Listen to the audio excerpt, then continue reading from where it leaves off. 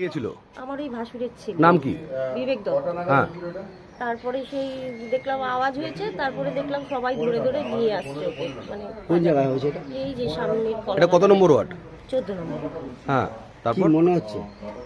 কি মনে হচ্ছে সেটা তো বলতে পারবো না, আমি স্পটে তো ছিলাম না। ও তো সবাই বলছে বলে মোচা কাটতে গেছিল আমাদের কলা কিসের বাগান। মোচা? একদিনে কি ওখানে যায়? ও এমনি মাঠে গরু বাঁধতো, ওইখানটা আমাদের বাগান আছে, বাগানে ও। বাগানটা নিজেদের? হ্যাঁ, আজকে সকালে কি হয়েছে? ওই গরু বাঁধতে গেছে, তারপরে তো গরু বাঁধতে যেয়ে দেখলাম আওয়াজ হয়েছে, তারপরে ওখানকার সবাই বলছে মোচা কাটছিল বলে। এসে দেখি বিবেক দত্ত ওর এরকম বোমে আহত হয়েছে। এটা রাত্রিবেলা হয়েছে, এটা আমরা আগে তো কখনো এটা হয়নি।